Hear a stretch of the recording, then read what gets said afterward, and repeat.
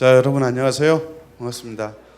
오프라인에서 뵙는 분들도 대단하고 또 온라인에서 뵙는 분들도 대단하다는 생각이 듭니다. 왜냐하면 오늘 토요일 날 오후인데 토요일 오후에 이렇게 온라인이든 오프라인이든 교사 교육에 참여하신다는 게 현실적으로 쉽지는 않으실 겁니다. 그럼에도 불구하고 이렇게 접속해서 혹은 직접 면대면으로 참여해 주신 여러분들께 진심으로 감사의 말씀을 드립니다. 여러분, 코로나19가 우리 사회에 덮치면서 여러 가지 영향을 미쳤는데 부정적인 면이 분명히 있어요. 부정적인 면이 분명히 있는데 사실은 조금 약간 좀 철학적으로 생각해 보면 특히 이제 교회 교육과 관련돼서 좀 그렇게 생각을 해 보면 본질에 대한 근본적인 질문들을 우리에게 상당히 많이 던져준 게 바로 이 코로나19가 아닐까 이런 생각이 듭니다. 예를 들어서 여러분, 교회론 같은 경우 우리가 교회 평소에 같으면 아무 생각 없이 그냥 주일날 교회 나와서 예배하는 거 당연하다고 생각했잖아요. 그죠? 그리고 11시 예배를 드려야 그게 진짜 예배를 드린 것 같고 11시, 그래서 우리가 쉽게 이야기하기로 11시 예배를 대예배라고 부르잖아요. 그죠? 나머지는 소예배고 예배도 아닌 거고. 이제 그런 개념으로 이해를 어떻게 하다 보니까 하게 됐어요. 우리가 원하든 원하지 않든 그냥 지금 우리의 시스템 자체가 11시 예배 대예배, 그죠? 9시 예배 뭐 사역자 예배 이런 형식으로 돼버렸는데 코로나19를 겪으면서 본질에 대한 고민들을 많이 하게 됐다. 교회론. 예를 들어 교회가 과연 무엇인가? 우리는 지금까지 아무 별 생각이 없었잖아. 교회 예배당 건물이 교회인가 보다라고 생각을 했는데 사실은 그건 아니잖아요. 그죠? 예배당은 말 그대로 예배드리는 처소인 거고 교회 자체는 아닌 거죠. 그럼 교회가 뭘까? 교회는 믿는 성도들의 모임 자체가 교회다. 이게 사실은 우리 신학적인 개념의 교회론인데 그동안 이런 개념이 별로 없었어요. 그래서 교회당 가는 게 예배당 가는 게 교회다. 뭐 그냥 이렇게 생각했던 거죠. 코로나 때문에 교회 못 오면서 교회가 과연 뭘까? 내가 주일날 교회 안 가면은 지옥 가는 거 아닌가? 뭐 이 생각도 들고, 그죠? 예배도 마찬가지죠. 예배도 교회에 가서 앉아서 예배를 드리는 것만 예배라고 생각했는데 어떻게 하다 보니까 혹시 방송실 제가 이렇게 막 움직여도 상관없죠? 예, 카메라 오기 잘 따라오셔야 됩니다. 갔다가 이렇게 갔다가 예배라고 생각을 했는데. 가정에서 드리는 예배가 주일 예배일 수 있을까? 또 온라인으로 소위 말해서 뭐 용어는 별로 좋아하진 않지만 온라인으로 드리는 예배가 예배일 수 있을까? 그러면서 예배 본질이 뭘까? 이런 고민을 하게 되는 거죠. 사실은 요한복음에 나오는 것처럼 신령과 진정으로 영과 진리로 예배하는 예배가 예배죠. 여인이 와서 묻잖아요. 이 산에서 예배하는 게 맞습니까? 저 산에서 예배하는 게 맞습니까? 예수님이 이 산도 아니고 저 산도 아니고 장소의 문제가 아니고 영과 진리로 예배하면 그게 하나님께 예배 드리는 거다. 그런 개념이잖아요. 그렇게 치면 꼭 교회 와서만 예배 드리는 게 예배일까? 뭐 이런 고민도 아마 했을 거고, 그죠? 그러면 교회에서 영과 진리로 예배하지 않으면 그건 하나님이 받으신 예배가 아닌 거고, 가정이든 어디든 그곳에서 영과 진리로 예배하면 그게 하나님께 받으시는 예배다. 이런 개념이 되는 거죠. 물론 지금은 비상 상황이기 때문에 그렇게 할 수밖에 없는 구조고 철저하게 당회의 지도에 따라야 될 것이고 아마 이제 정상으로 돌아오면 다시 또 현장 예배가 메인이 돼야 되는 것은 지극히 당연한 얘기입니다.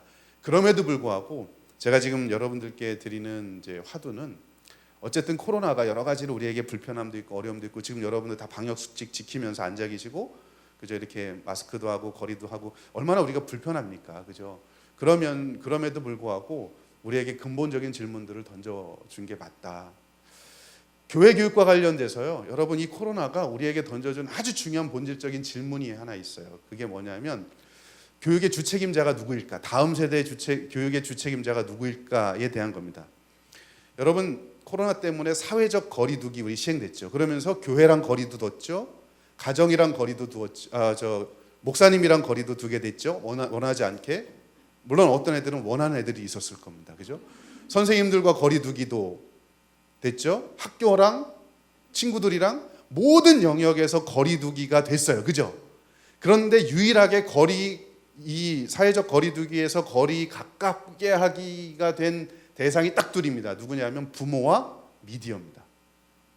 이 코로나가, 근데 재밌는 건 사회적 거리를 두기를 하면서 모든 영역에서 거리두기가 됐지만 부모와 미디어만 거리 가깝게 하기, 거리 좁히기가 됐는데 그 두 가지가 결국은 전통과 혁신, 우리 교회 교육이 나아가야 될 전통적인 부분과 혁신적인 부분의 핵심을 차지하는 게 이 두 가지입니다. 예를 들어 여러분 다음 세대 신앙교육의 주책임자가 누굽니까? 애 다 키워서 관심 없어요? 누구죠? 다음 세대 신앙교육의 주책임자가 누굽니까? 부모죠. 근데 그거 우리가 알고 있었지만 애써 감췄죠. 그리고 교회에서도 별로 부모 교육 안 했고, 그런데 코로나 때문에 어쩔 수 없이 애들이 집에 머물러야 했고 또 어쩔 수 없이 가정 예배를 드려야 했고, 그런데 안타까운 것은 정말 우리도 부모지만 저도 부모예요. 그렇게 안 보이시죠? 28 애가 셋입니다.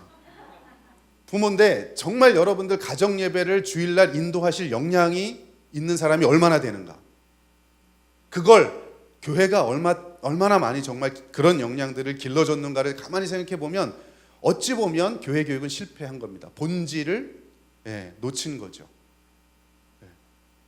그러니까 가정에서 부모가 정말 자녀를 신앙교육할 수 있는 역량들을 길러주었는가 생각해 보면 그동안 우리가 본질적인 부분, 다음 세대 신앙교육의 주책임자가 부모인데 그걸 잃어버렸던 거고, 그러니까 전통에 대한 가치를 잃어버렸던 걸 코로나가 다시 복귀시켜준 거죠. 가정예배, 그죠? 가정예배가 중요하다. 우리가 가정예배를 얼마나 안 드리냐면, 얼마나 안 드렸으면 시에서, 서울시에서, 경기도에서 문자를 보내서 주일날 가정예배 꼭 드리십시오 이렇게 보내겠습니까? 그죠? 우리보다 훨씬 더 그분들이 본질에 충실한 것 같아. 응? 여러분 그 문자 받으셨죠? 네. 모이지 말고 가정예배 꼭 드리라고. 이게 본질에 대한, 전통의 본질을 회복시켜준 게 사실은 어떤 면, 상기시켜준 게 코로나 사태고요. 또 하나는 미디어 영역은 혁신입니다, 사실. 그죠? 앞으로 우리가 해나가야 될 본질적인 부분이 무엇일까? 우리들은, 저와 여러분만 해도, 그죠? 미디어가 익숙하지가 않아요. 그런데 지금 다음 세대 아이들은 미디어가 그 아이들의, 그냥 태어나면서부터 그 아이들은 미디어를 갖고 태어나오는 애들이죠. 그래서 그 아이들을 일컬어서 미디어 네이티브라고 부릅니다. 미디어 원주민들. 우리는 미디어 이미그런트, 그래서 미디어 이주민들이라고 불러요. 그죠? 우리는 미디어 핸드폰 있으나 없으나 살아가는데 큰 지장 없죠. 근데 애들은 미디어가 없으면 못 살아가는 미디어 원주민들입니다. 심지어 걔네들은 태어나면서부터 미디어를 보면서 태어나. 그죠? 지가 태어나는 모습을 모니터를 보면서 태어나는 애들, 지금 애들이에요. 그러니까 우리랑 질적으로 다르다는 거죠. 그런데 우리는 교회 교육에서는 미디어는 이용하지 말아라, 미디어 쓰지 마라, 그죠? 역기능만 많이 강조했잖아요. 중독되니까 쓰지 말아라. 우리 집에서 맨날 싸우잖아요. 저도 마찬가지입니다.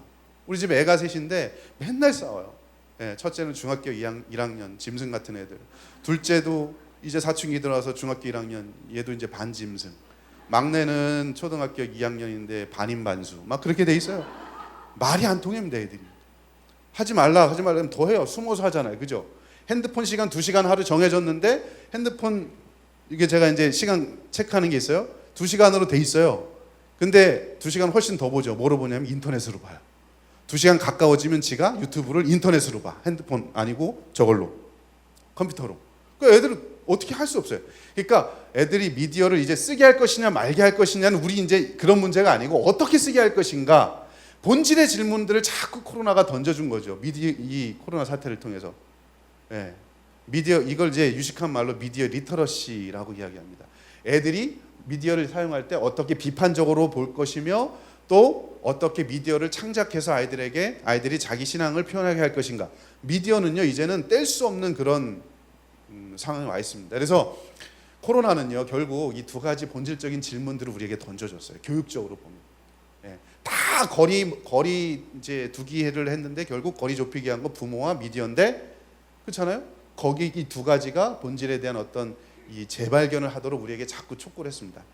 여러분 코로나 사태가 종식이 되더라도 이 두 가지는요 본질적인 질문이기 때문에 항상 고민하셔야 돼요.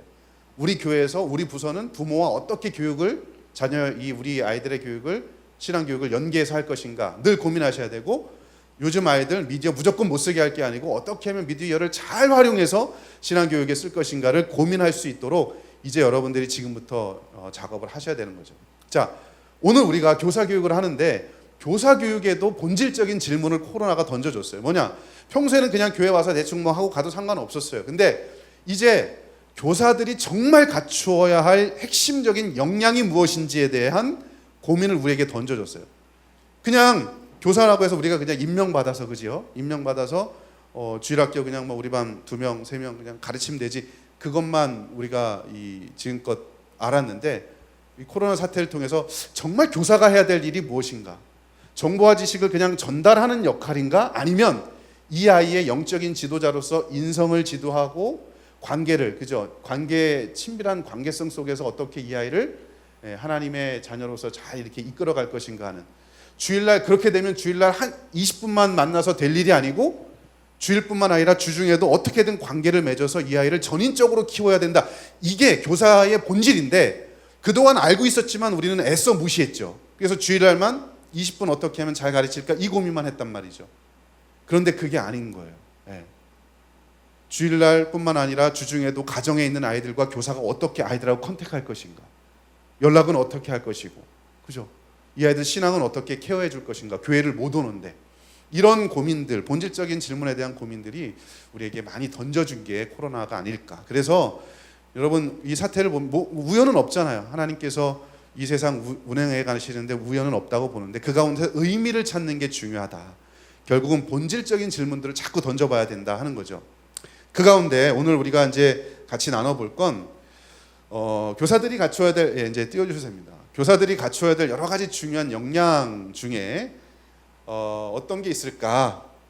우리가 이제 갖춰야 될 역량 중에 성경을 어떻게 하면 잘 가르칠 것인가 하는 게 사실은 교사가 갖춰야 될 여러 가지 역량 중에 핵심적인 겁니다. 크게 보면 4가지예요. 교사들이 갖춰야 될 역량. 첫째, 소명의식이 있어야 되고요. 둘째, 성경에 대한 지식이 있어야 되고요. 셋째, 성경 교수학습 역량이 있어야 되고, 네 번째는 학생 지도, 상담 역량이 있어야 됩니다. 이게 교사가 해야 될 아주 중요한 역량이에요. 이게 본질입니다. 그중에 우리가 다 할 수 없으니까 이 4가지 중에서 세 번째 나오는 교수학습에 대해서 살펴보는 겁니다. 다시 한번 말씀드립니다. 여러분, 교사들이 갖춰야 될 가장 중요한 역량, 첫째, 소명의식, 부르심에 대한, 내가 정말 하나님으로부터 교사로 부름받았다라고 하는 거. 두 번째, 성경을 이해하고 성경을 내가 해석할 수 있는 역량. 옛날에는 그냥 목사님이 가르쳐주는 대로만 했잖아요. 내가 스스로 읽을 수 있어야 되죠. 애들이 이상한 질문 많이 하잖아요.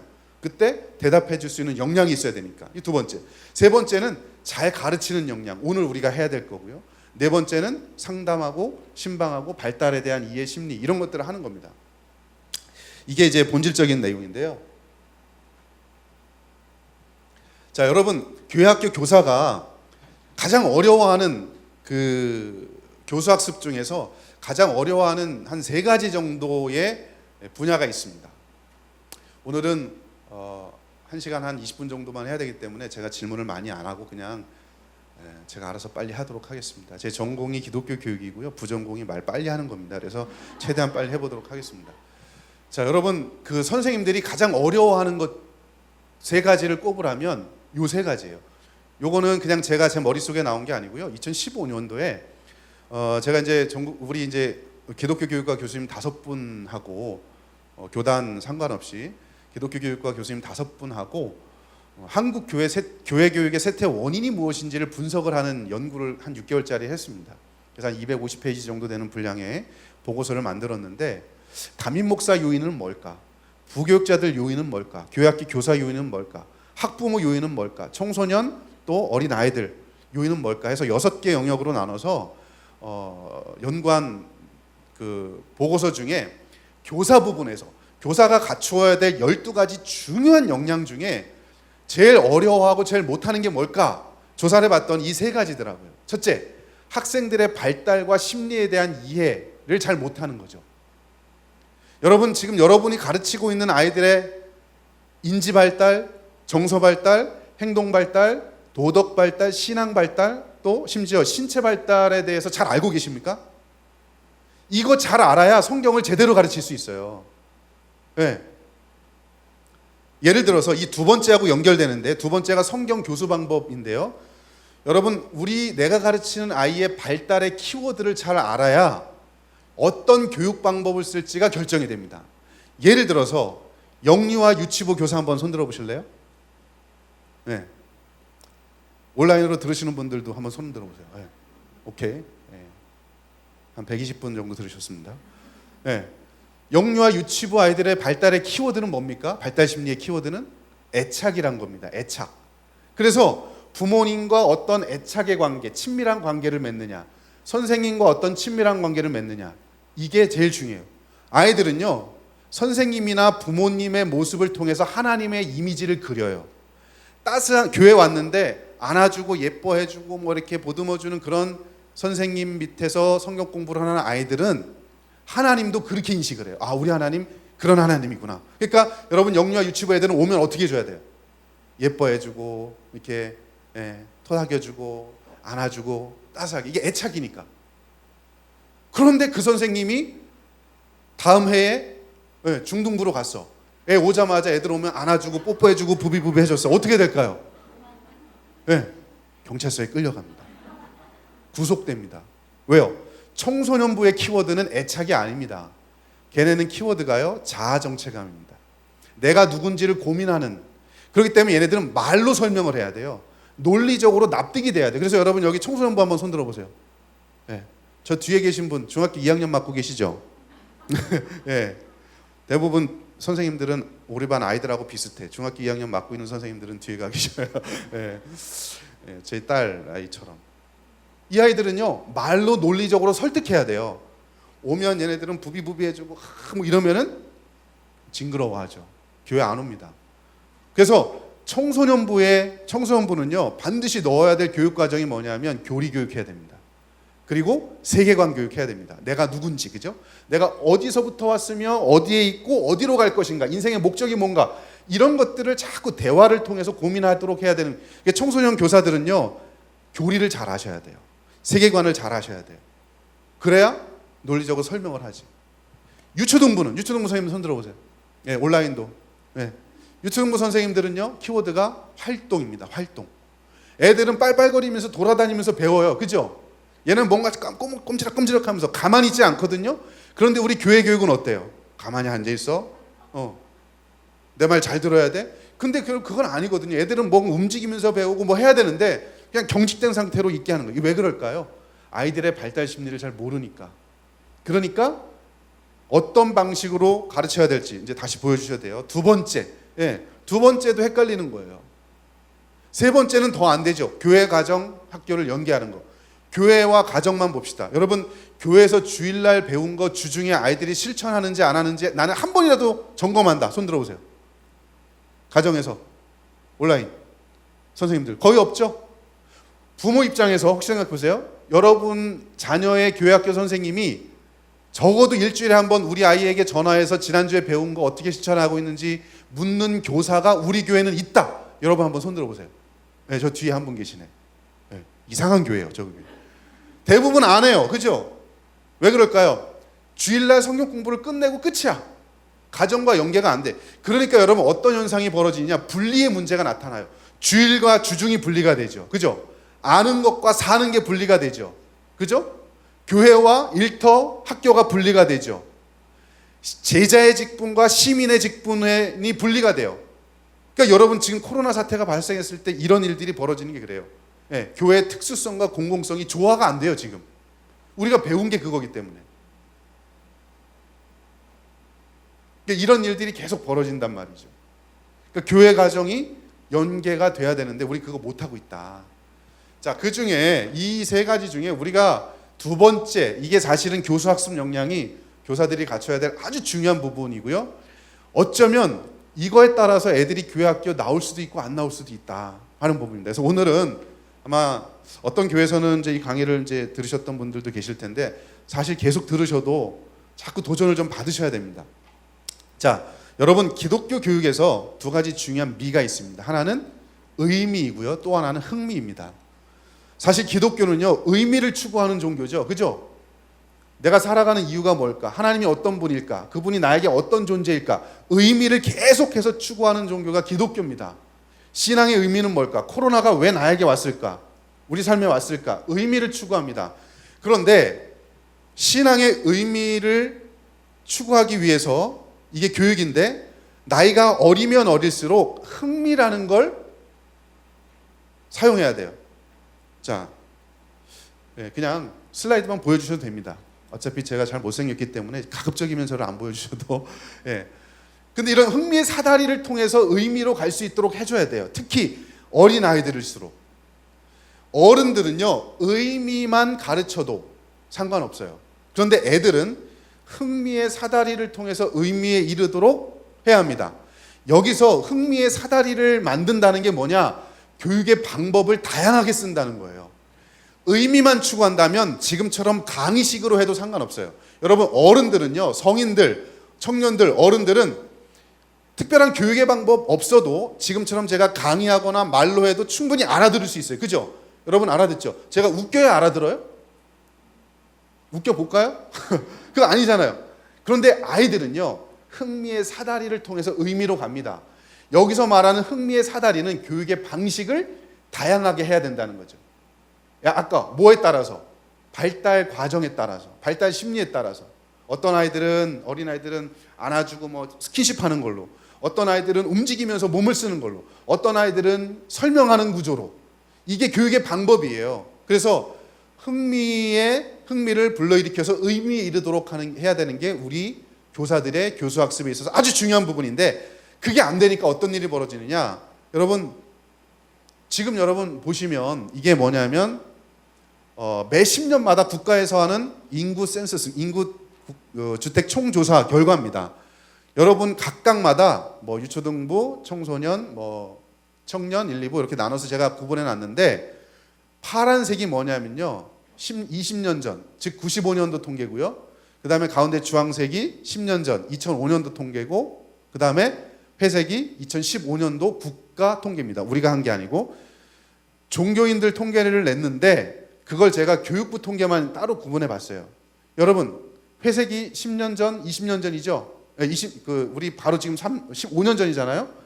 지난 10년 혹은 20년 전에 비해서 다 줄어들었죠, 교회 학교 아이들이. 이게 지금 우리 현실입니다. 심지어 여러분 잘 보시면 영유아 유치부 같은 경우 지난 2015년도 통계에 의하면 10%가 안 돼요.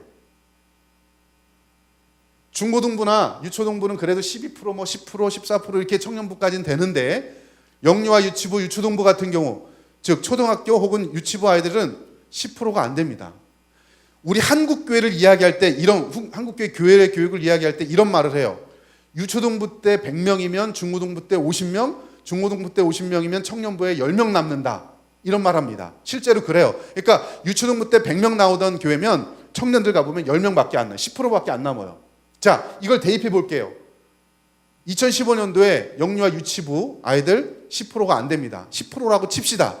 이 아이들이 청년이 돼서 10년, 20년 후가 된다 칩시다. 그러면 몇 명이 남을까요? 예? 10% 남겠죠. 10명의 10%는 몇 명이에요? 한 명이죠. 1% 남는다는 결과입니다. 이게 여러분 농담이 아니고요. 실제로 종교사회학자들이 예측하면 거의 비슷합니다. 예, 아이들 없을 거다. 교회학교 없을 거다. 여러분 왜 그럴까요? 이유는 뻔합니다. 하나님의 말씀이 그 아이들의 삶에 들어가서 이게 말씀이 내 삶을 지배하는 원리로 배워본 적이 없어요. 여러분 프로그램이 재미없습니까? 아니요. 과거보다 훨씬 더 재미있는 프로그램 많아졌습니다. 교회학교. 그죠? 재정 투자 얼마 안 하나요? 옛날에 여러분 우리 가르쳤던 선생님들 보세요. 감자 갖고 와서 본인이 고구마 갖고 와서 나눠주면서 했잖아요. 지금 치면 어때요? 과자 사주고 교회에서, 그죠? 뭐 사주고 달란트 잔치 이거저거 사주고 재정 투입 많이 합니다. 여러분 돈의 문제가 아니에요. 프로그램의 문제도 아닙니다. 핵심적인 문제가 뭔지 아십니까? 쇠퇴하게 된 이유는 하나입니다. 하나님의 말씀이 우리 아이들의 삶을 지배하고 역사하지 않기 때문에 그래요. 그런데 여러분, 하나님의 말씀이 잘못됐기 때문이 아니고 그 말씀을 전달하는 교육의 방식이 아이들에게 흥미의 사다리를 통해서 의미로 가도록 하는 데를 방해하는 거기 때문에 그래요. 대부분 뭐냐? 자극도 안 되는 그냥 강의식. 지금 제가 하는 것처럼. 아마 모르긴 몰라도 지금 온라인으로 실시간으로 들으시는 분들 중에 가만히 앉아서 제 강의 들으시는 분 별로 없을걸요? 설거지 하다가 그냥 틀어놓고 들리면 들고 말면 말고. 네. 딴 거 하다가, 왜냐면 제가 알거든요. 온라인 강의, 저희 학교도 이번 학기 다 온라인 했거든요. 제 딸들도 다 온라인 하거든요. 수업 틀어놓고 딴짓해요, 이렇게. 잘 안 들려요.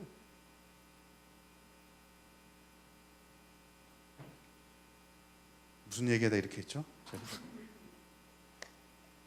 하나님의 말씀이 아이들의 삶에 역사하지 않기 때문에, 말씀 자체가 문제가 아니고 말씀을 전하는 방식이 애들이 고민하고 생각하도록 하는 방식이 아니었기 때문에 그래요. 쉽게 이야기해서 정답만 가르치는 성경 공부였다. 여러분 보세요. 20분밖에 안 되거든요. 교회학교 성경 공부, 그죠? 20분에서 30분인데 성경 공부 교재 1번부터 10번까지 풀면 20분이면 딱 돼요. 정답은 애들이 풀었지만 그 정답대로 고민하고 살아가도록 아이들을 여러분 질문을 던지십니까? 자극하십니까? 우리 안 하죠. 그러니까 정답은 엄청 많이 알고 있어요. 근데 삶의 모습은 하나도 없는 거죠. 그림으로 표현하자면 제가 이따 보여드릴 거예요. 머리는 이만해요. 머리는 이만큼, 인지구조 이만큼 컸어. 그런데 심장은 요만해요. 가슴은 뛰지 않아요. 열정이 없어요. 그리고 손과 발 움직이는 살아내는 것도 하나도 없습니다. 이게 지금 우리 한국 교회의 교수학습의 모습입니다. 그러니까 변화가 되지 않죠. 그러니까 아이들은 점점 줄어들 겁니다. 여러분 애들한테 물어봤어요. 그래서 교회 안 나오는 애들한테, 야, 너 왜 교회 안 나오니? 그랬더니 제일 첫 번째 이유가 뭐냐면 자거나 쉬고 싶어서입니다. 주일날 애들 자고 싶고 쉬고 싶고, 그죠? 두 번째 이유가 TV나 인터넷, 핸드폰 하고 싶어서 안 나온대요. 그런데 우리 교회학교 교사들 세 번째 이유를 잘 보셔야 돼요. 애들이 안 나오는 이유? 예배나 성경 공부가 재미가 없어서. 아까 애들의 표현으로 재미는 의미를 포함하는 겁니다. 그러니까 여러분 교회 와도 도전도 안 되고 흥미도 없고 의미도 없고 재미도 없고 자극도 안 돼요. 그러니까 차라리 집에서 자거나 쉬고 싶고 핸드폰 하는 게 훨씬 더 재밌다는 거죠. 문제는 뭡니까? 우리가 아이들에게 정말 송이꿀보다 더 단 하나님 말씀을 사약보다 더 쓰게 가르치는 거죠. 그러니까 교회 오면 그 재미가 없는 거죠. 재미를 못 느끼니까 의미를 못 찾는 거죠. 이게 애들의 답입니다. 그러니까 자거나 쉬고 싶고 핸드폰 하는 게 훨씬 더 그 시간에 재밌는 거죠. 교회 오는 것보다. 그러니까 여러분 우리가 교수학습 방법을 이제는 바꿔야 돼요. 우린 여전히 매주일 똑같이 그냥 강의식 제가 지금 이렇게 하는 것처럼 가르칠 겁니다. 유치부 아이든 유초동부든 중고동부든 청년부든 안 된다는 거죠. 여러분 그 밑에 보세요. 애들이 좋아하는 성경 공부 어떤 성경 공부냐? 재미있는. 애들의 말로 재미와 흥미는 의미라는 말하고 똑같습니다. 재미를 느껴서 나에게 의미를 추구하게 하는 그런 성경 공부를 나는 원한다. 애들의 말입니다. 여러분 그렇게 하고 계십니까? 우리 그렇게 하셔야 돼요. 네. 여러분 애들이요 교회 와서 하나님 말씀 듣고 집에 갈 때 헬렐레 하고 그냥 아무 생각 없이 정답만 잘 맞추고 달란트 받아서 돌아갔다 실패한 겁니다. 애들이 교회 오면 고민하고 돌아가야 돼요. 옛날에 내가 갖고 있었던 세계관과 가치관이 말씀을 들으면 깨져야 돼요. 그러려면 고민하게 해야 되거든요. 생각하게 해야 되거든요. 근데 우리 교회 교육은 절대 고민하게 하지 않아요. 생각하게 하지 않아요. 정답만 맞추면 돼요. 노회에서 하는 성경 고사대회 1등만 하면 돼. 아니거든요. 삶의 문제하고는 전혀 다른 겁니다. 자, 말씀이 잘못된 게 아니고요. 뭐가 잘못됐다? 전하는 방식이 잘못됐다. 그러면 전하는 방식을 바꾸면 되겠죠. 자, 이건 넘어갈게요. 자, 한국교회 교회학교의 가장 큰 문제는 하나님 말씀이 학습자에게 적실성 있게 전달되지 않기 때문이다. 자, 그 밑에 거 한번 읽어봅니다. 그 문제 시작.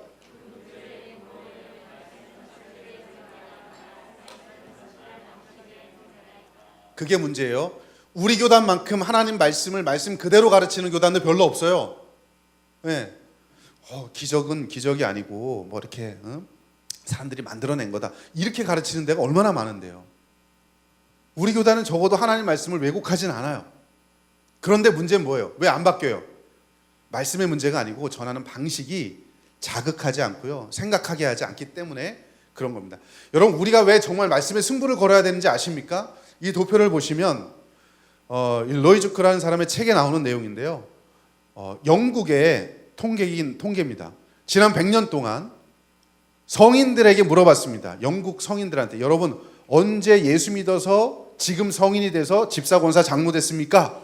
라고 물었더니 저는요 청소년기 길게 봐도 청년기 이전에 예수 믿고 구원받아서 지금 직분자가 됐습니다 라고 응답한 비율이 95%예요. 뒤집어 이야기하면 어떻게 얘기할까요? 성인기 때 전도받아서 나온 사람은 겨우 몇 프로밖에 안 된다? 5%밖에 안 된다는 거예요. 우리가 지금 가르치고 있는 아이들이 지금 95%의 가능성 있는 아이들이라는 겁니다. 그죠? 유초등부, 중고등부 요 시기의 아이들 95%의 가능성이 있는 아이들인데요. 제가 부담이 돼서 그렇습니다. 95%의 가능성이 있는 아이들을 위해서 교회가 정말 얼만큼 많이 투자하는가? 안타까운 건 2015년 제 연구 결과에 의하면 아까 소개했던 그 연구 결과에 의하면 한국 교회 79%, 즉 거의 80%죠. 80% 정도가 교육비로 투자되는 비율이 5%밖에 안 됩니다. 대부분의 교회가 교육비로 투자하는 게 5%밖에 안 된다는 말이 뭘까요? 쉽게 이야기하면 이런 겁니다. 95%의 가능성을 위해서 교육을 위해서 교회는 5%밖에 투자하지 않는다. 뒤집어 이야기하면 5%의 가능성을 위해서 교회는 95%의 인력과 재정과 시스템을 다 거기 투자한다는 거죠. 뭔가 잘못됐다는 겁니다. 이 돈의 문제를 얘기하는 거 아닙니다. 돈이 있는 곳에 마음이 있죠. 마음과 관심이 딴 데 있다는 겁니다. 여러분 교회 학교를요 경제 논리로 보면 절대로 안 됩니다. 교육은 경제 논리로 보면 안 됩니다. 그런데 100번 양보해서 경제 논리로 본다고 합시다. 이러면 안 되는데 경제 논리로 본다고 합시다. 자, 경제 논리로 보더라도 다음 세대 아이들이 잘 돼야 우리 교회가 잘 되는 거 아닐까요? 그죠? 우리는 20년, 30년, 40년 후에 이제 주님 앞에 꼭 갈 거예요. 그럼 이 교회 누가 지켜요? 다음 세대 아이들이 지키죠? 그 아이들이 많이 있어야 이 교회가 살아남을 거 아닙니까? 경제 논리로 보더라도. 그런데 우리는 그거 안 해요. 여러분, 95%의 가능성을 갖고 그 회심의 가능성의 대상을 가르치는 게 우리들이라는 거예요. 그러니까 여러분 우리가 대충 가르쳐서 될 일이 아니라는 거 아시겠죠? 우리에 따라서 아이들의 영혼이 살 수도 있고 죽을 수도 있다는 사실을 기억하십시오. 정말입니다. 2015년도 그 연구 중에 청소년들에 해당되는 겁니다. 아이들에게 물었습니다. 야, 너 교회 오는 이유가 뭐니? 1060명 정도를 대상으로 물었어요. 전국 단위로. 그랬더니 아이들이 대답했습니다. 제가 교회 오는 이유는요, 제 신앙 때문에 옵니다. 놀라지도 않으세요? 저는 좀 놀랐어요. 왜요? 친구 때문에 올 거라 생각했거든요. 부모님이 가라고 해서 올 거라고 생각했거든요. 그런데 청소년들의 3분의 2가 자기 신앙 때문에 교회 온대요. 여러분, 자기 신앙 때문에 교회 오는 아이들에게 뭘 줘야 합니까? 뭘 줘야 해요? 하나님 말씀이죠. 말씀밖에 우리가 줄 수 있는 게 없습니다. 그리고 그게 다예요. 애들하고 떡볶이 먹으러 다니고 영화 보러 다니고 그건 부수적인 거죠. 그거 왜 해요? 여러분 왜 떡볶이 먹고 왜 영화 보러 가죠? 말씀 잘 전하기 위한 미끼잖아요. 그게 메인이 아니잖아요. 그죠? 자기 신앙 때문에 교회 오는 아이들에게 우리가 줄 수 있는 건 하나님 말씀밖에 없습니다. 그러면 어떻게 하면 말씀을 잘 전할 것인가 고민해야죠. 여러분 고민하십니까? 그런데 엄밀히 말하면 저와 여러분도 피해자예요. 한 번도 배워본 적이 없어요. 교수 방법을. 그죠? 네. 여러분이 지금 가르치는 방식이 대부분 강의식인데 그 강의식의 방법을 누구에게 배웠어요? 나를 30년, 40년 전에 나를 가르쳐줬던 선생님이 가르쳤던 방식 그대로 나도 하죠. 대부분 보면. 그죠? 시대는 바뀌었어요. 아까 미디어 얘기도 했지만 시대는 계속 바뀌었는데 우리의 교육의 방식은 그냥 말로 떠드는 거. 이게 다예요. 우리도 배워본 적이 없어요. 우리도 어찌 보면 피해자인 거죠. 여러분 하나님 말씀 때문에 내 신앙 때문에 교회 오는 아이들에게 하나님 말씀을 진짜 잘 가르쳐야 되는 게 우리예요.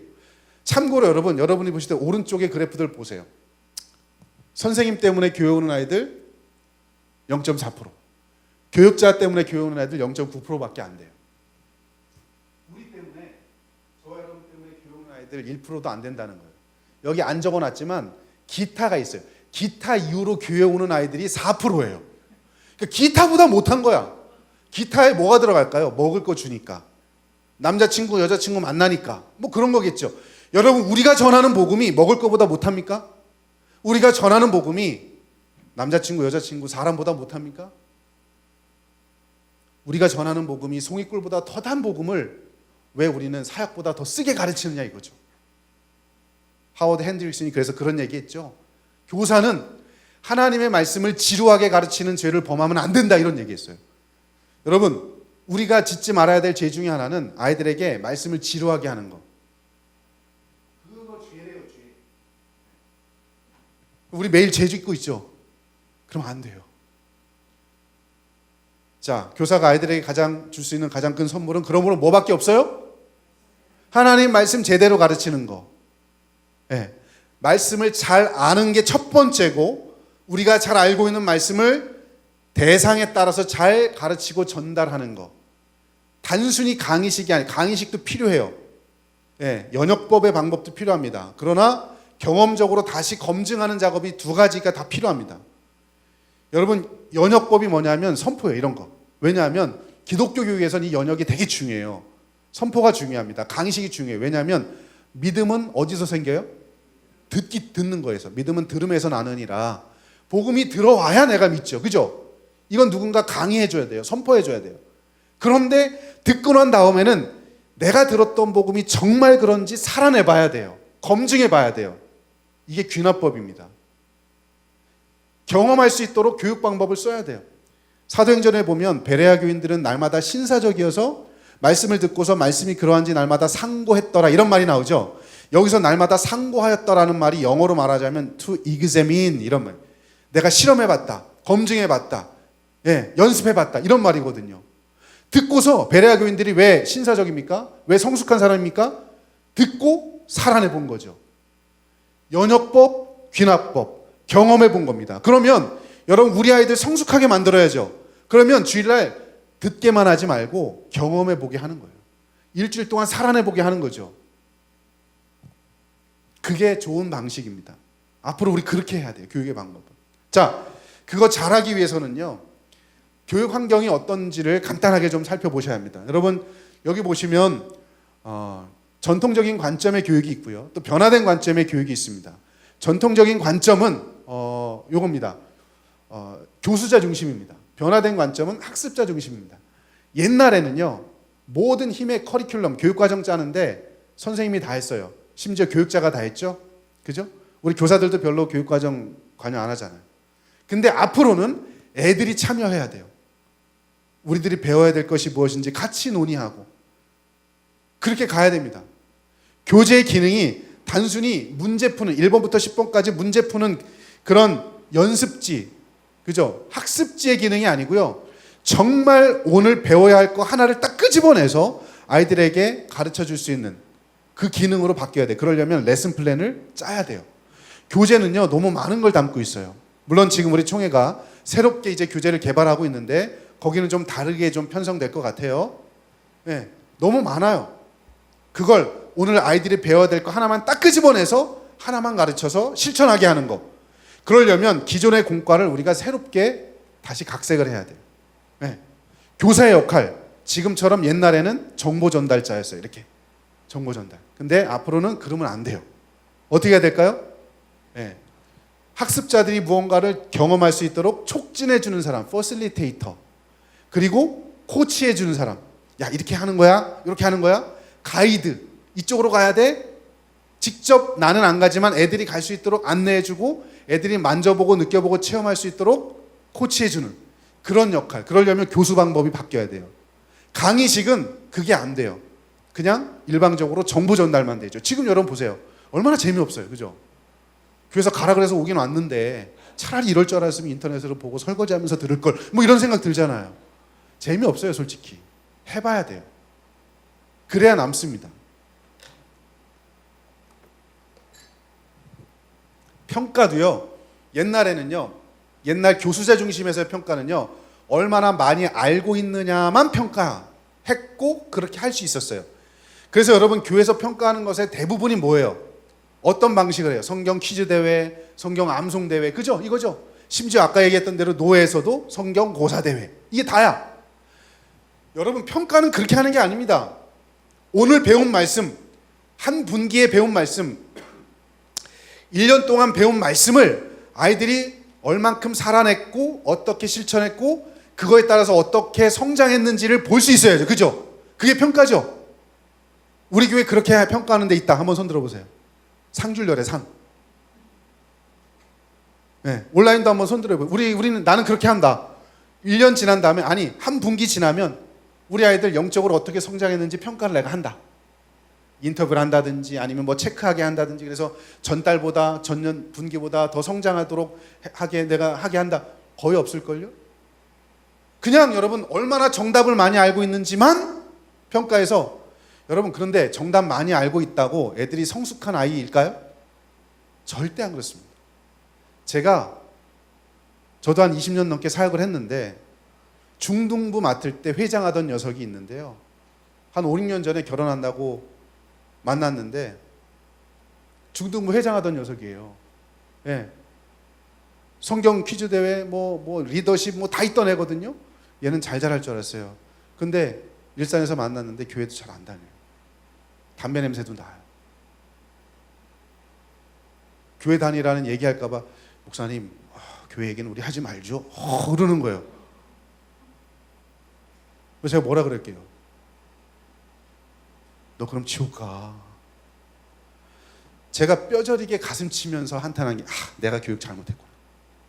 지식은 많이 가르쳤는데 성경의 내용은 많이 가르쳤는데 고민하게 하지 않고 내 삶에 적용하게 하지 않고 얘가 살았는지 안 살았는지 평가를 해본 적이 없는 거예요. 저조차도. 여러분이 가르치는 아이 지금 우리 6월 말이죠. 반년 지났습니다.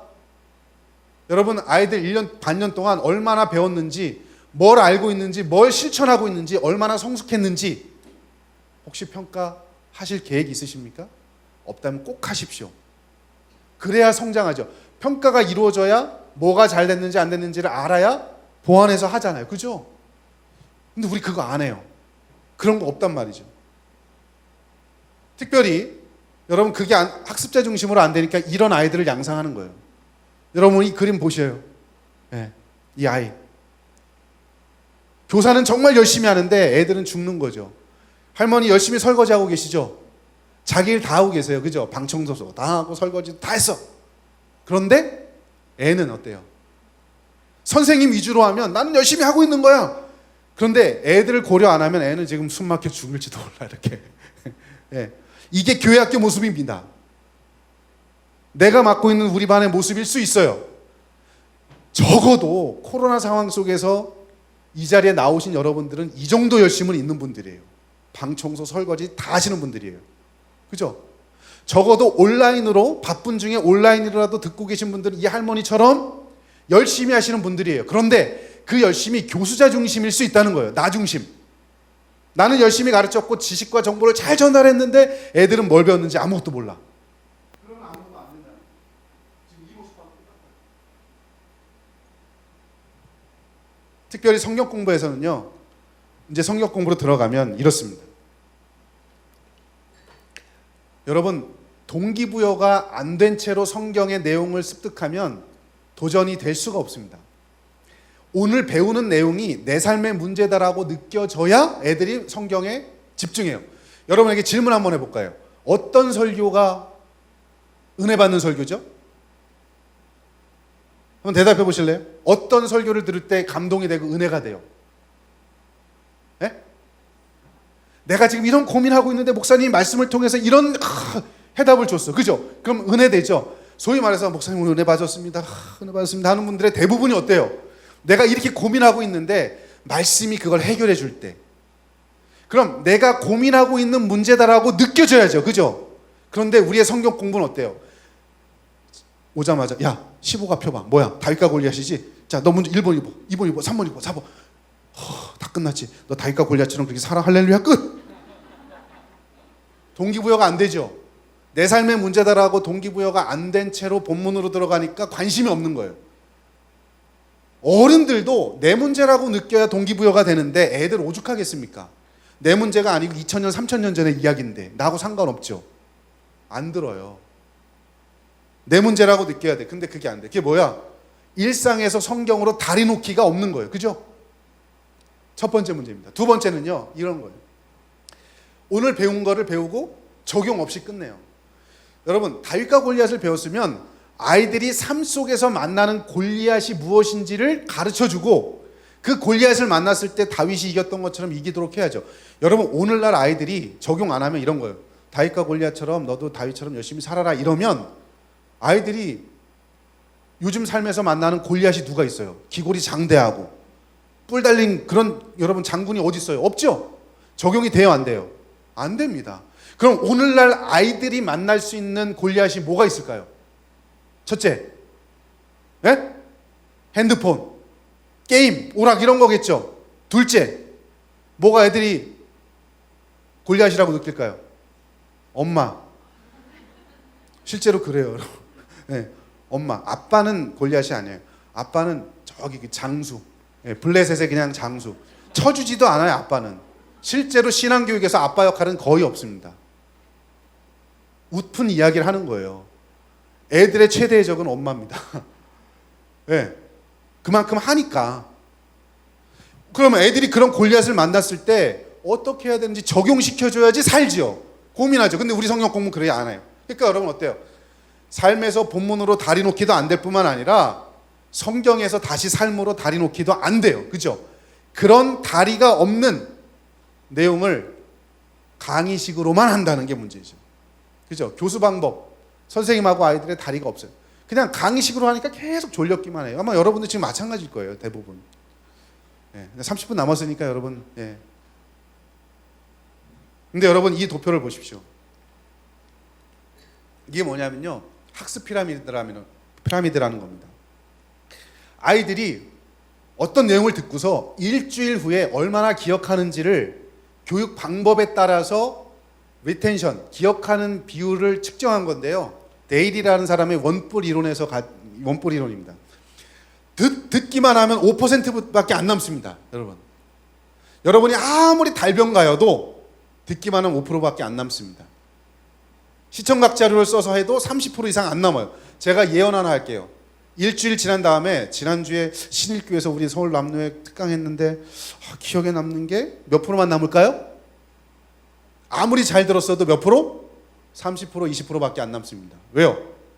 또 한 가지 남는 게 있겠죠. 강의하시는 교수님 잘생겼다. 이거 하나밖에 없을 거예요. 거의 남는 게 없을 겁니다. 네. 왜 그럴까요? 제가 강의를 못해서일 수도 있고요. 더 결정적인 건 교수 방법이 듣게만 하기 때문에 그래요. 여러분 오늘 토요일이죠. 지난주 담임 목사님 설교 기억하세요? 우리 여기 목사님들 안 계시니까 괜찮아. 나는 기억한다. 네, 목사님 자녀지. 기억하는 분 대부분은 목사님 자녀. 기억 안 하면 죽으니까. 아니면 사모님. 농담입니다. 대부분 잘 기억이 안 날 거예요. 그죠? 왜요? 들어서 그래요. 목사님이 설교를 못해서가 아니에요. 그 시간에 내가 졸았기 때문도 아닙니다. 이유는 하나예요. 강의식으로 들었기 때문에 그래요. 그럼 여러분 75% 남는 게 뭐예요? 직접 만져보고 느껴보고 경험해보면 아이들이 75%가 남는데요. 그리고 심지어 직접 가르쳐보면 90%가 남는데요. 그러면 여러분 여기서 이제 바꿔야 돼요.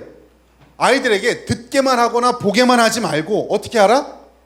직접 자기가 참여해서 경험할 수 있는 교육 방법을 쓰고 그리고 할 수 있으면 애들이 나와서 자기 생각을 발표하게 하고 가르쳐보게 하는 거죠. 그러면 남습니다. 농담 아닙니다. 제 사역의 경험 속에서 나왔던 내용들입니다. 진짜 남아요. 몇 가지 예가 있지만 오늘은 시간상 그냥 넘어갈게요. 여러분 그러니까 우리도 여러분 한번 제가 물어볼게요. 여러분 지난주에 목사님 설교는 기억 안 나지만 내가 아이들 성경 공부 혹시 여기 코로나 상황이지만 그래도 했던 분들은 내가 가르쳤던 분들은 아마 내가 지난주에 뭘 가르쳤는지 기억날걸요? 왜 기억날까요? 내가 가르쳐봤으니까. 가르쳐보려면요 10배의 노력은 해야 돼요. 10배의 노력을 하니까 남을 수밖에 없겠죠. 애들이 앞에 나와서 자기가 배운 것들을 정리해서 가르쳐보게 하면 그 아이는요 가르치기 위해서 노력하거든요. 다시 한번 생각해보고 고민하고 그죠? 그러면 남아요. 내가 직접 경험해보거나 가르쳐보면. 그러면 아이들이 그렇게 할 수 있도록 하는 교육 방법을 바꾸면 돼요. 제가 아까도 말씀드렸죠. 우리 더 크게 보면 한국교회 쇠퇴 원인 작게 보면 교회 학교의 쇠퇴 원인이 뭐다? 듣기만 해서 살아내지 못하니까 여러분 삶 속에서 소금과 빛의 역할을 못하는 거죠. 듣기만 하니까, 강의식이니까, 선포만 받으니까, 살아내보진 않으니까, 점검해 본 적이 없으니까 그걸 이런 방식으로 바꾸자 하는 거죠. 그러니까 여러분 이런 아이들만 있는 거예요. 머리만 엄청 크죠? 그죠? 머리만 엄청 크고 심장은 뛰지 않고 열정이 없다는 말입니다. 아는 게 있어야, 많아야 열정, 도전도 받고, 도전을 받아야 내 삶에 적용을 하죠. 그런데 여기서 머리에서 가슴까지의 거리가 제일 멀어요. 그죠? 도전이 안 되잖아요. 아는 건 있어도. 어쩌면 그게 우리 아이들뿐만 아니라 우리도 그래요. 우리도 수없이 많은 주일을 보냈잖아요. 수없이 많은 설교를 들었고, 맘만 먹으면 일주일에 10번의 설교 이상을 들을 수 있어요. 주일 낮, 오후, 그죠? 수요일, 금요일, 새벽 예배 6번, 7번, 11번이에요. 그렇게 많은 설교를 들었지만 기억에 남습니까? 여러분 가슴이 뜁니까? 적용이 됩니까? 왜 안 될까요? 고민하지 않거든요. 교육의 방식의 문제입니다. 이런 아이들을 양산하는 거죠. 자, 그러려면 내가 어떻게 가르치는지 봐야 되고, 우리 아이들이 어떨 때 잘 배우는지 봐야 된다. 시간이 없기 때문에 지금은 그냥 넘어갈 겁니다. 자, 내가 가르치는 방식이 티칭 스타일이고요. 아이들이 배우는 방식이 러닝 스타일입니다. 배우는 방식. 재밌는 건 선생님의 가르침의 방식과 아이들의 배우는 방식이 딱 맞아떨어지면 그 아이는 성경 공부에 집중해요. 그런데 여러분 재밌는 건 선생님도 이 4가지 중에 하나의 성경 공부 방식을 선택해요. 예를 들어 이쪽에 보시면 첫 번째 타입이 있는데, 첫 번째 타입의 선생님들은요, 아이들하고 대화하는 거 되게 좋아해요. 관계 맺는 거 좋아하고, 대화 맺는 거 좋아하고, 그리고 오프닝 활동을 잘해요. 도입 활동을 잘해요. 네. 이런 선생님이 있고요. 그러니까 대부분 이런 선생님은 이게 교회 학교에서 저 선생님 참 인품 좋다, 성격 좋다, 이런 선생님들이거든요. 예.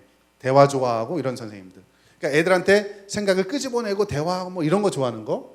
두 번째 타입은 선생님은요, 강의를 잘하는 선생님이 있어요. 예. 성경 본문을 잘 분석하고 잘 이거를 논리적으로 말을 잘하는 선생님. 그래서 이런 선생님들은 교회 학교에서 저 선생님 참 똑똑하다, 이렇게 말이 되는 선생님들이 있어요. 세 번째 타입은 이분들은요, 성경의 내용을 아는 것보다 훨씬 더 적용을 잘 시켜주는 선생님이 있어요. 어떤 내용을 배웠다 그러면 실제적으로 이건 이렇게 하니까 이렇게 살아야 돼, 이건 저렇게 하니까 저렇게 살아야 돼 라고 적용을 잘 시켜주는 선생님들이 많아요. 실제로 우리 교회학교 교사 선생님들은 이 세 번째 타입이 제일 많습니다. 아이들은 첫 번째 타입이 제일 많습니다. 내 삶, 그러니까 말을 안 해서 그렇지 내 삶 나누려고 하고 있고요, 오픈하려고 하는 아이들이 많은 거예요. 근데 그걸 애들이 발달 관계상 그걸 안 하는 것뿐이지. 애들은 1타입이 제일 많고 선생님은 세 번째 타입이 제일 많아요. 자, 네 번째 타입은 뭐냐? 세 번째 타입은 이렇게 살아라라고 실천의 원리를 잘 제공해 주는데, 네 번째 타입은 실제로 잘 살아내요. 실제 일주일 동안 살아내면서 응용하고 임기응변에 대응을 잘하는 선생님. 그러니까 1, 2, 3 타입은 어떻게 보면 주일날 이루어지는 선생님이고요, 네 번째 타입은 주중에 응용하고 실제 오늘 교회에서 배운 거 학교에서 적용해보고 일상에서 가정에서 적용해보고 그걸 잘하는 선생님이 네 번째 타입입니다. 근데 여러분, 선생님들은 4개 중에 하나가 누구나 다 있어요. 참고로 우리나라 선생님들 같은 경우는 네 번째 타입은 별로 없어요. 실제로 우리 교육을 그렇게 받았으니까, 적용해본 적이 없으니까 내가 해본 적이 별로 없어. 대신에 교회학교 교사들 중에 세 번째 타입 선생님이 제일 많아요. 성경의 내용보다 훨씬 더 실제적인 내용을 해요. 둘 중에 하나겠죠. 성경에 기반해서 실제적인 얘기를 하는 선생님이 있고, 성경과 상관없이 내 개통철학으로 이렇게 살아라 하는 선생님이 있겠고, 안타깝게 두 번째가 많을 것 같아요. 어쨌든 그런 선생님들이 많아요. 자, 애들도 4개 중에 하나로 배워요. 첫째, 대화를 하거나 관계 중심으로 배우는 아이가 있고요, 그죠? 이렇게 첫 번째. 두 번째, 가만히 앉아서 듣는 걸 좋아하는 아이가 있고요. 세 번째, 실천 원리를 막 내가 찾아내보면서 배우는 걸 좋아하는 아이가 있고요. 네 번째, 그것보다 일주일 동안 내가 살면서 배우는 아이, 즉 말보다 그죠, 행동이 앞서는 아이들 있죠. 그런 아이들이 있어요. 누구나 다 선생님도 티칭 스타일이 있고 아이들이 러닝 스타일이 있는데, 재밌는 건 이거예요. 선생님의 티칭 스타일과 아이들의 러닝 스타일이 딱 맞아떨어지면 그 아이는 거기에 집중을 해요. 예를 들어 볼게요. 선생님이 논리적이에요. 애도 논리적이에요. 그러면 선생님의 논리적인 얘기와 강의를 애는 잘 듣겠죠? 네. 두 번째, 선생님이 시각적이에요. 그래서 반짝반짝하고 뭔가 막 만들어 왔어. 시각 자료를. 애도 시각 중심이야. 그럼 얘는 여기 집중할 겁니다. 그죠? 근데 문제는 이런 거죠.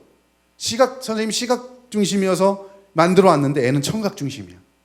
안 들려. 그죠? 자, 지금 여러분 요거 보시면 아까 1, 2, 3, 4가 있습니다. I가 1이고요. A가 2, C가 3, D가 4번인데 애들이 안 들릴 수밖에 없는 이유는 뭐냐면 애들은 I 타입이 제일 많고요. 선생님은 C 타입이 제일 많고요. 실제로 선생님들이 교회 학교에서 가르치는 방식은 두 번째 A 타입이 제일 많습니다. 그러니까 여러분 이게 맞아요, 안 맞아요? 안 맞아요. 과학적으로 안 맞아요. 애들은 A 타입으로 이렇게 뭐 하려고 하는데 선생님은 C 타입이고, 근데 선생님이 실제로 가르치는 거는 공과 중심으로 말로만 가르치고, 그죠? 그러니까 애들이 안 맞아요. 자, 방법은 두 가지 중에 하나입니다. 선생님의 티칭 스타일과 아이들의 러닝 스타일이 딱 맞아 떨어지게 해야 되는데 두 가지. 첫째, 야, 내가 1타입이니까 너희들 1, 2, 3, 4 타입 상관없이 다 나한테 맞춰 라고 하든지. 둘째, 너희들이 다양하니까 내가 비록 1타입이지만 너희들에 맞춰서 다양한 교육의 방법을 써서 너희들을 가르쳐 줄게. 후자. 난 전자로 하겠다. 손. 나한테 다 맞춰. 난 후자로 하겠다. 손. 나머지는 나 이참에 교사 그만둔다. 기회다. 네? 당연히 뭐예요? 후자겠죠. 너희들이 다양하니까 내가 다양한 교육 방법을 쓰지. 그걸 반영한 게 요 교육 원리입니다. 훅북룩툭 한번 해봅시다. 시작. 훅은요 도입입니다. 동기부여, 관계중심, 대화하는 거 좋아하는 아이들 위해서 내 삶의 문제다라고 동기를 부여해주고, 북은요 말 그대로 북, 본문이죠. 동기부여가 됐으니 말씀을 통해서 해결해주고 분석적으로. 룩은요 보게 하는 겁니다. 어떻게 살아야 될지를 보게 하는 거, 그죠? 보게 하고. 툭은요 적용하고 실천하고 응용하는 겁니다. 그러니까 여러분 훅, 북, 룩은 교회 학교에서 일주일 동안 주일날 시행이 되는 거예요. 툭은요 월, 화, 수, 목, 금, 토 주중에 실행되는 겁니다. 그죠? 성경 공부 때 동기부여 시켜서 훅, 본문으로 적용시켜 해석으로 해주고 북, 어떻게 살아야 될지 실천 원리를 찾게 해주고 룩. 요건 주일날 선생님이 할 수 있죠. 그죠? 주일날. 주중에는요 이걸 가지고 어떻게 사는지 응용하고 적용하고, 그래서 전화해야 되고 단톡방 만들어서 같이 점검해주고 하는 거예요. 성경 공부는 따라해 봅시다. 주일날 끝나는 게 아니고 주일날 시작하는 겁니다. 맞습니까? 맞아요. 우리는 지금까지 주일날 끝냈어요. 그죠? 막 이것만 했잖아요. 주일날 끝났죠. 근데 삶 속에 살아내야죠.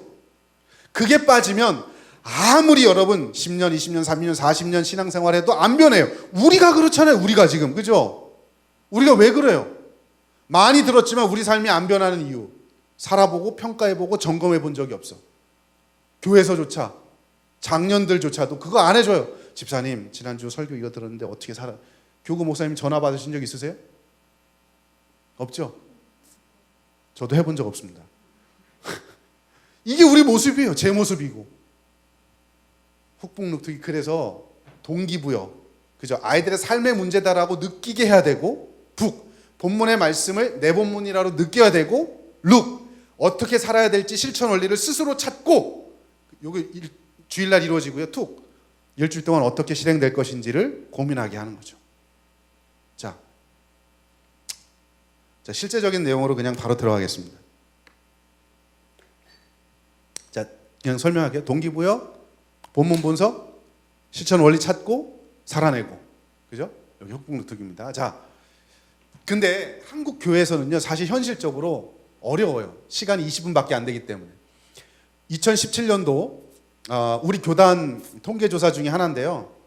아이들이 주일날 머무는 시간이 예배와 성경 공부 다 합쳐서 몇 분이냐? 88분입니다. 88분. 그 중에 설교와 예배로 보내는 시간이 66분, 65분. 선생님하고 보내는 시간이 22분, 23분밖에 안 돼요. 그러니까 여러분 22분 가지고 이걸 다 할 수 없잖아요. 그죠? 그러니까 현실적인 방법을 제가 가르쳐 드릴게요. 사역자가 훅과 북의 역할을 해주시면 돼요. 다행히 이번 우리 총회 공과가 새롭게 만들어지는데 설교와 성경 공부를 일원화시키는 작업을 하고 있어요. 이거 아주 큰 작업입니다. 아주 잘하고 있어요. 그러면 사역자가 그 내용을 가지고 설교를 하고 선생님은 룩과 툭 어떻게 살아야 될지를 점검해주고 일주일 동안 실제로 살아가는 걸 체크해주고, 그죠? 이 역할을 하시면 돼요. 그러려면 선생님이 아이들이 어떻게 살아야 될지를 고민할 수 있도록 룩, 요거 할 수 있는 교육 방법을 아셔야 돼요. 자, 오늘은 요 훅북룩툭은 이제 이렇게 진행되지만 우리 배우는 단계니까 4개를 한번 볼 거예요. 훅은 어떻게 하면 되고, 북은 어떻게 하면 되고, 룩은 어떻게 하면 될지에 대해서 간단하게만 몇 가지 샘플로 말씀드리면 여러분들이 나중에 이걸 가지고 교회에서 한번 교육자들하고 선생님들하고 부서에서 토론을 한번 해보세요. 기본적으로 이런 내용들이 있고요. 자, 여러분들이 사용해야 될 방법이 이렇게 많아요. 한번 여러분 이 중에서 9가지 중에서 나는 몇 가지 하고 있는지 한번 보세요. 강의법, 토론법, 협동학습, 액션 러닝, 액티브 러닝, 문제 중심의 학습, 마인드맵, 컨셉맵, 플립 러닝, 프로젝트 학습. 여러분 이 중에 얼마나 하고 계세요? 아니 이 중에 얼마나 많이 알고 계세요? 개념을? 아니 이 중에 얼마나 많이 들어보기나 하셨나요? 아이들은요 이런 다양한 교육 방식의 강점을 갖는 애들이 이렇게 있어요. 그런데 우리가 하는 유일한 방법은 강의식이잖아, 그죠? 나머지 것의 강점인 아이들이 분명히 있는데 우리가 하는 강의 그 성경 공부의 내용은 그냥 강의식만 한단 말이죠. 그러니까 나머지의 강점 있는 아이들이 성경 공부에 못 들어와요. 재미가 없어서. 조금 잘하는 선생님이 토론법, 야 토론해봐라. 근데 이것도 토론해봐라 말만 하지 도구를 사용하지 않으면 애들 절대 토론하지 않아요. 중학교 2학년 애들한테 토론해봐라. 애들이 할까요? 절대 안 하죠. 자기를 숨기는 애들인데, 말이 안 통하는 애들인데, 그죠? 이 애들은 짐승 같은 애들이에요. 아까 제가 말씀드렸잖아요. 저희 집에 말씀드렸나? 저희 집에 아이가 셋이 있는데 둘은 짐승이라고. 중학생, 중학교 2학년, 중학교 1학년. 하나는 반인반수 말씀드렸잖아요. 짐승이 돼가는 아이. 말이 안 통해요. 그러니까 강의식으로만 해서 될 일이 아니라는 거죠. 자, 이런 다양한 방식들 여러분 배우시고, 어차피 시간 지금 짧기 때문에 요거를 좀 메모해 두셨다가 인터넷이라도 한번 뒤져보세요. 이게 뭔지. 인터넷이라도. 액션 러닝이 뭘까? 그럼 여러분 방법이 쭉 나와요. 일반 기업에서 하는, 일반 교육학에서 하는. 프로젝트 학습이 뭘까? 쳐보세요. 나와요. 네. 그런 노력이라도 해야지. 우리가 다 할 수 없으니. 물론 제가 이런 내용들을 학교에서 가르치고 있습니다만, 그렇다고 뭐 총신대 다 등록할 수는 없잖아요. 그죠? 등록하시면 좋겠지. 네. 자, 몇 가지 중에 훅이 뭐라 했어요? 아까 훅이 뭐라 했어요? 동기부여하는 거. 언제 동기부여가 된다고요? 언제? 이 문제가 누구 문제라고 될 때? 내 문제라고 될 때. 그죠? 자, 첫째. 그래서 예를 들어 드리는 거예요. 이건 여러분 그냥 프로토타입, 그냥 예시라고 생각하시고 내가 이 써먹어 봐야지 뭐. 꼭 그럴 필요는 없어요. 왜냐? 애들 상황이 다 다르기 때문에. 제가 마태복음 6장에 나오는 너희는 먼저 그의 나라와 그의 일을 구하라 그리하면 이 모든 걸 너에게 더해 주시리라. 이 말씀은 우선순위에 대한 말씀입니다. 그죠? 먹을 거, 입을 거 고민하지 말고 하나님의 나라와 의를 위해 살면 하나님이 다 책임져 주신다. 하나님 중심으로 살아라. 우선순위가 하나님이다. 그럼 하나님 책임져 주신다. 이 내용이거든요. 그러면 이 본문을 설명하려면 아이들의 삶에서 우선순위가 무엇인지를 끄집어내줘야 몰입하겠죠. 그렇게 하기 위해서 제가 애들한테 포스트잇을 나눠주고서, 야, 우리가 지금 무인도에 해보셨어요. 무인도에 가는데 무인도에 갈 때 필요한 거 5가지 혹은 10가지씩 포스트잇 나눠주고 한 장에 하나씩 쓰게 했어요. 예. 쓰고서 이 얘기 안 하고, 야, 우리가 지금 무인도 배 타고 가는데 네가 가장 중요하다고 생각되는 거 10개씩 혹은 5개씩 적어봐라. 그래서 이걸 가지고 이야기했어요. 야, 근데 가다가 배가 풍랑을 만나서 너무 무거워서 짐을 내려야 돼. 우리 덜 중요한 거 하나씩 빼자. 이게 지금 우선순위 따지는 거거든요. 덜 중요한 거 빼면서 이유를 얘기하는 거죠. 처음엔 중요하다고 생각했는데 어쨌든 빼야 되기 때문에 이유가 있을 거 아닙니까? 그죠? 그 다음에 야, 9번째 빼야 돼. 8번째, 7번째 쭉 하다 보면 2개 남았어. 그죠? 그 중에 야, 그래도 무거워. 우리 5명인데 그래도 무거워. 하나밖에 가져갈 게 없어. 나머지 하나 빼. 고민하다가 빼겠죠. 뺀 이유, 그리고 남겨진 이유, 왜 남겼는지. 그러면 여러분, 마지막 남은 이 포스트잇 마지막 남은 게 그 아이의 우선순위일 가능성이 상당히 큽니다. 그죠? 그리고서 본문으로 들어가는 거예요. 그럼 내 본문이 돼요. 중학교 아이들하고 제가 중등부 아이들하고 했어요. 남자 아이들이 무인도 갈 때 끝까지 남았던 게 뭔지 아십니까? 스마트폰이었어요. 우리 어디 간다 그랬어요? 전기도 없죠. 통신사도 없죠. 그런데 이 아이들은 스마트폰. 왜요? 이 아이들의 우선순위는 게임이에요. 삶을 즐기는 겁니다. 여자 중학생 아이들이 끝까지 남은 게 뭔지 아십니까? 그 포스트잇에? 화장품이었어요. 우리 지금 어디 간다고요? 무인도. 여러분, 화장 사람 있을 때 해요? 없을 때 해요? 그죠? 나는 집에서 풀 메이크업 하고 있다. 없어요, 아무도. 대부분 그저 나갈 때 하잖아요. 근데 우리 무인도 사람이 없잖아요. 근데 화장 끝까지 남는 거예요. 중학교 여자아이들의 가장 큰 관심사는 뭐다? 외모다. 그 아이들의 우선순위는요, 게임과 즐기는 것과 외모인 거예요. 이걸 보고서 야, 너희들은 그건데 성경은 뭐라고 하는지 볼까? 그러면 이 본문은 누구 본문일까요? 내 본문. 집중해야 안 해요? 합니다. 내 이야기니까. 근데 우리는 안 해요. 야, 마태복음은 말이야, 하나님의 나라가 헬라어로 뭔지 알아? 헬라어로 바실레이아 뚜 데우야. 저거 야, 모르면 적기라도 해. 빨간 배 밑줄 자. 애들이 그게 무슨 상관이에요? 에? 이게 내 본문이라고 느껴져야 되거든요. 내 일이라고. 그걸 위해서 액티브 러닝의 방식 혹은 액션 러닝의 방법을 이용해서 내 거다라고 느끼도록 한 거죠. 그리고 본문으로 들어가는 거예요. 자, 시간이 없어서 그냥 넘어갈게요. 그냥 넘어갈게요. 그 다음에 이제 본문 북으로 넘어갈게요. 이제 후계를 했죠. 동기부여가 되고 이제 본문을 설명해야 되는데 대부분 선생님들이 여기서 실패해. 여기서 또 말로 한단 말이야. 말로 하면 몇 프로만 남는다 애들한테? 5%.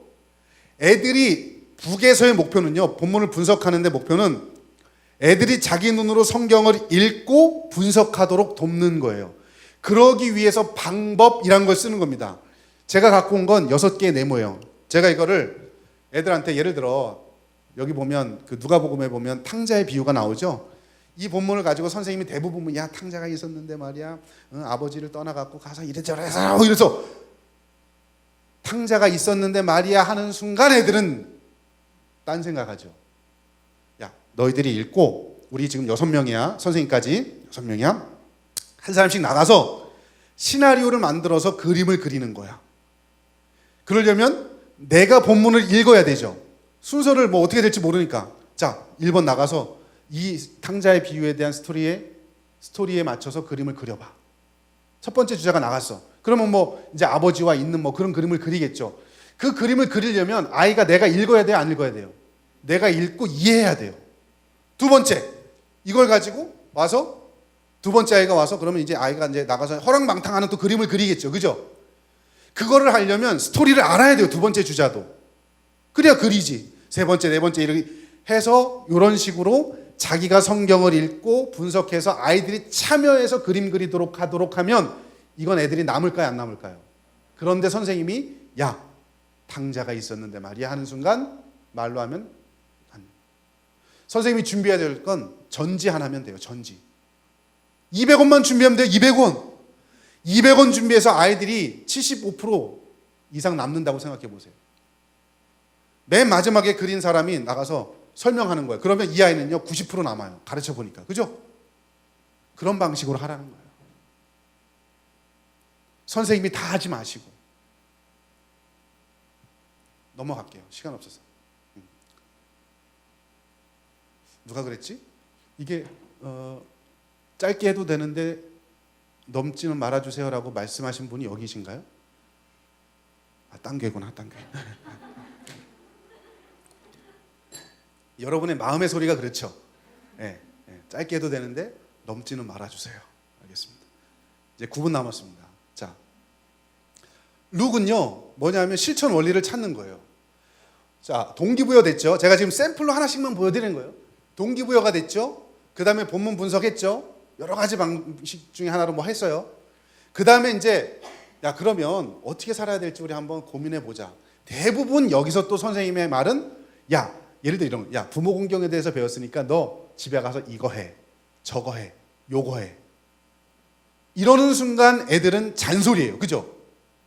교회에서 듣느냐 집에서 듣느냐의 차이일 뿐이지. 교회에서 듣는 잔소리를 엄마의 잔소리, 학교에서 집에서, 그죠? 교회에서 듣는 거 선생님의 잔소리일 뿐이에요. 그런데 애들이 스스로 일주일 동안 살아낼 원리를 찾게 하는 거예요. 그죠? 그러면 돼요. 예를 들어 하나만 설명할게요. 이건 뭐냐면 마인드맵을 이용한 겁니다. 저 전지를 하나 주고서 애들한테 이웃사랑에 대해서 예를 들어 배웠다 칩시다. 그죠? 전지를 하나 딱 해주고 네모 하나 딱 그렸어 가운데. 그리고서 야 너희들이 이웃사랑할 수 있는 방법을 한번 찾아봐라. 그래서 뭐 가정에서 교회에서 학교에서 이 사회에서 자기들이 가지를 그리고 거기에 매직으로 색칠해서 뭐 이웃은 가정에서는 이렇게 하고 교회에서는 이렇게 하고 학교에서는 이렇게 하고 뭐 또 사회에서는 이렇게 하고 이렇게 자기들이 적게 하는 거예요. 하면서 제가 해보니까 하면서 어떤 애가 야 이거 쓰면 야 이건 아니야 이건 어려워 너 할 수 있어? 너 할 수 있어? 너 해봐. 뭐 지들끼리 막 싸워요. 그러니까 여러분 애들이 이게 현실적인 지들 상황에서 현실적인 답을 쓰게 돼 있어요. 이게 이상적인 답이 아니고 지들 상황에서. 우리는 어른 입장에서 우리가 가르쳐주면 이상적인 정답이지만 이상한 정답이에요. 그죠? 애들 입장에서 쓰면 하찮은 정답처럼 보이지만 현실적인 정답이에요. 그죠? 애들이 하게 하는 거죠. 찾게 하는 거예요. 어차피 애들은 말로 안 해요. 애들의 생각을 끄집어낼 수 있는 방법이 말만 있는 게 아니거든요. 이런 방법도 있고 몸으로 할 수 있는 것도 있고 시간이 없어서 지금 몸으로 할 수 있는 게 지금 안에 못 해보지만 정말 다양한 방법이 있어요. 이렇게 하고서 예를 들어 이렇게 한 거예요. 하고서 야 너희들 이렇게 8개를 뽑았는데 이 중에 우리 다 할 수 없으니까 1인당 스티커 3장씩 줄 테니까 너희들이 할 수 있는 것에 투표 한번 해봐라. 그러면 우리 저 5명이라 칩시다. 3, 5, 15, 15개 중에 제일 많이 투표된 거, 예를 들어서 뭐 많이 또 편지, 뭐 하기 이게 나왔다. 여기 별표가 제일 많이 붙었다. 스티커가. 야, 이 많은 것 중에 이거 하나 우리 하자. 너희들이 제일 많이 투표한 거야? 이거 하나 뚝 떼서 야 이번 한 주일 동안 우리 많이 또 한번 해보자 하는 거죠. 지난주에 저희 가정에서 했던 게 많이 또였어요. 저희 가정 예배하면서 PBL 형식으로 가정 예배를 저희들 일주일에 한 번씩 하는데 4주 단위로 끊어서 해요. 마지막 주가 그거예요. 평가하는 거. 네. 이것도 뭐 기회가 되면 여러분들에게 알려드리면 좋은데 어쨌든 뭐 그렇습니다. 많이 또 했어요. 지들이 정한 거예요. 여러 가지 원리 중에 우리 가족끼리 서로 지난달 우리 가정 예배 주제는 황금률이었어요. 누구든지 남에게 대접을 받고자 하는 대로 남을 대접하라. 그러니까 내가 좋은 거 대접받고 싶으면 내가 좋은 걸 대접해야 될 거예요. 그죠? 이걸 말로만 듣는 거하고 해보는 거하고 달라요. 그죠? 일주일 동안 해보는 거예요. 쥐들이 할 수 있는 거 재밌어 하는 것들을 선택해서 한 주일 동안 살아보게 하는 거. 이게 룩입니다. 그죠? 그리고 툭은 어떻게? 단톡방 만들어서 일주일 동안 어떻게 했는지 살아내본 걸 점검하고 평가해 주는 거죠. 예를 들어서 부모 공경에 대해서 우리가 배웠다. 그래서 부모님 설거지 해드리기 결정했다 칩시다. 룩에서. 그러면 여러분도 선생님도 직접 오래간만에 부모님 집에 가서 같이 식사 한번 하고 설거지 해드리는 장면을 이 셀카를 찍어서 단톡방에 올려요. 야 선생님 우리 지난번에 하기로 했지 부모님 공경하기. 그중에서 설거지 하기로 했지. 야 나도 이번 주에 한번 했어. 그러면 올려놓으면 한 수요일이나 목요일쯤 올려놓으면 깜빡 잊고 있던 아이들을 해야 되는구나 한 번 더 생각하겠죠. 어떻게 해야 되지 고민하는 애들은 선생님처럼 이렇게 한번 하면 되는구나. 자기도 찍어서 올리겠죠. 그죠? 그렇게 부모를 공경해본 아이와 말로만 부모 공경의 방법이 이런 거 있으니 이렇게 해야 된다라고 머리로만 귀로만 들었던 아이와 나중에 성인이 돼서 누가 더 부모를 더 잘 공경할 것 같아요? 당연히 전자겠죠? 해봤으니까. 선교도 마찬가지예요. 선교합시다 해놓고서 애들한테 일주일 동안 선교적 삶을 살도록 한 번도 안 해. 우리는 하다못해 제가 했던 방법, 유년부 아이들한테 선교를 가르쳐주고, 야, 일주일 동안 너희들이 삶에서 할 수 있는 거, 하여튼 1,000원 벌 수 있는 거 벌어서 학용품을 사와서, 그때 우리 교회에서 선교사님 보낸 그 유년부 1학년 3학년 아이가 있는 평신도 선교사가 있었거든요. 케냐로. 그분에게, 그 아이들에게 학용품 보내자. 그래서 아이들이 지들이 부모님 뭐 구두를 닦든 뭘 하든 해서 1,000원짜리 뭐를 사오게 했어요. 그래서 그걸 가지고 아이들이 가지고 와서 이거 소포를 보내고, 어떤 아이는 은혜를 받았는지 자기 저금 통장을 깨서 한 14만 원 정도 되는 이걸 깨갖고 온 거예요. 선교하겠다고. 이건 송금해주고. 그럼 그것만 송금할까요? 교회에서 조금 더 보태서 송금해주지. 그죠? 그렇게 해서 선교가 무엇인지를 알고 실천해본 아이와, 여러분, 선교는 중요합니다. 마태복음 마지막 장에 보시면 선교해야 됩니다. 예수님의 지상명령입니다. 선교해야 됩니다. 여러분, 할렐루야! 아멘! 하고 돌아간 아이와, 누가 나중에 선교를 진짜 할 수 있을까요? 전자이죠? 요점이 뭔지 아시겠죠? 그냥 머리로만 듣고 끝나는, 귀로만 듣고 끝나는 강의 형태의 성경 공부는 이제 그만. 애들이 보고, 느끼고, 만져보고, 체험하고, 생각해보고, 고민하고, 살아보고, 이런 방식으로 적어도 매주 하기 어려우면 한 달에 한 번만이라도 해보십시오, 여러분. 애들의 삶이 바뀝니다. 정말 바뀝니다. 다시 원래대로 돌아갑시다. 한국교회 세태원이 뭐라고요? 말씀의 문제가 아니죠. 말씀을 전하는 방식이 문제니까 기억도 못하고 삶도 없고 그렇게 된다는 거예요. 전하는 방식을 바꿔서 고민하게 하고 생각하게 하고 살아내게 하고, 분명히 그렇게 하면 하나씩 하나씩 아이들 바뀔 것이고, 이 아이들이 바뀌면 교회가 부흥할 것이고, 교회가 부흥하면 세상에서 소금과 빛의 역할을 할 수 있게 되고, 세상 사람들이 보면서도 개독교가 아니라 정말 기독교구나. 나도 교회 다녀야 되겠구나. 저 사람들은 앞과 뒤가 다르지 않네. 강대상의 모습과 아래서의 모습이 다르지 않네. 주일날 교회에서의 모습과 일주일 동안 가정에서, 직장에서 모습이 다르지 않네. 라고 느껴지면 사람들은 교회 올 겁니다. 하나부터 바꾸십시다. 우리 교사들이 해야 할 건 다른 거 없어요. 조금만 바꾸면 돼요. 여러분, 그 일에 조금만 노력하고, 그래서 귀하게 쓰임받을 수 있는 우리 모두 될 수 있기를 주의 이름으로 축원합니다.